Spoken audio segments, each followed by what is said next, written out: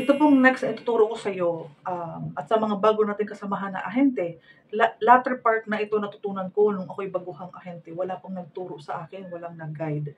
So ang maganda po, ginagawa ko 'tong opportunity na ito para sa mga baguhan at mga datihang ahente na yung edad po ng ating mga buyer is may malaking factor po sa paglo-loan approve at sa pag-qualifying.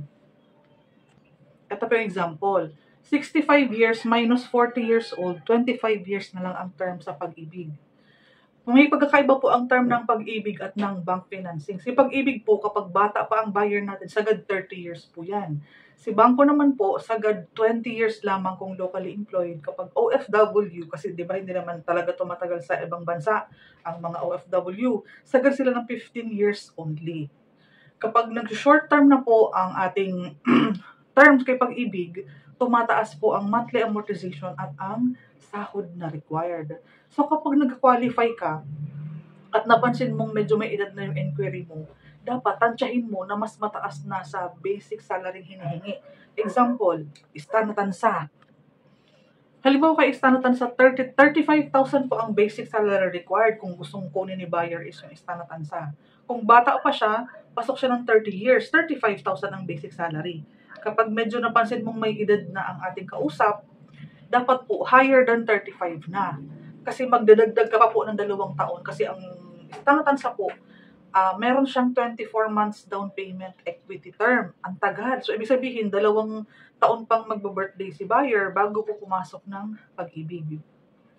Ganyan po ka-importante kapag nagkakaroon na ng edad ang ating mga buyer. So, dapat po, kung in the event na tumaas ang salary required, i-ready lang natin yung ating mga co-borrower. Pwede naman po dyan kay Istana, may mga developer po na okay lang na hindi magkarelasyon, hindi magkapatid. Co-borrower, pwedeng-pwede. Iba-iba naman po ang ina-accept nilang co-borrower. For Istana Tansa po, kahit po hindi non-related pwede, pero pag pagsibol, mga first degree, may mga ganyan po. So, tandaan po natin na kapag pre-selling po, magbe-birthday pa po ang ating mga buyer. So, present edad niya ngayon, plus 2. Lagi namang plus 2. Matagal naman ang 3 years na turnover. Pero pag RFO, plus 1 lang. Kasi, di ba po, processing lang naman ng pag-ibig, plus 1 year old. And kapag nagre-reserve naman tayo, nandiyan naman lagi ang coordinator.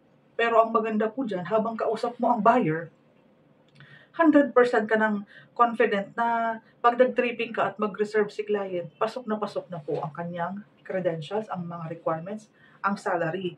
Tandaan lang po natin, kapag bata pa ang kausap natin, 30 plus, pasok pa yan ng 30 years. Pag mga 40 pataas na po, it's either po may asawa, kasal, or may anak, pwedeng co-borrower. Iba-iba po kasi, pwede naman magpadagdag ng down payment. Since naunawaan mo na po na may factor yung edad, kapag may kausap ka pong retired na, wala ng trabaho, dating OFW, or 50 na po ang edad, kinakailangan po, kapag mga ganyan na po ang sitwasyon, dapat po, regular na empleyado pa din, tapos mataas po talaga ang sahod.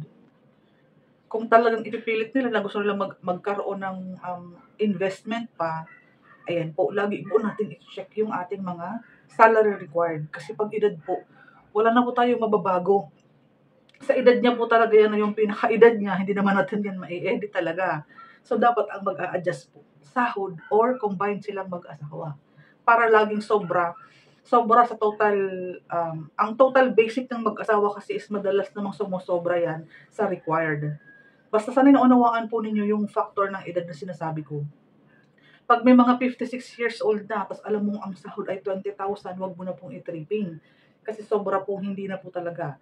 Ang lagi kong pong sinasabi sa vlog na to, sa mga, sinishare ko sa mga bagong ahente sa team natin, i-save natin yung ating time and effort sa mga qualified na buyer. Ayoko pong yung mapagod po kayo, yung gumib up kayo sa real estate dahil po may mga moves tayong hindi po talaga nagkakaroon ng reward yung ating mga effort.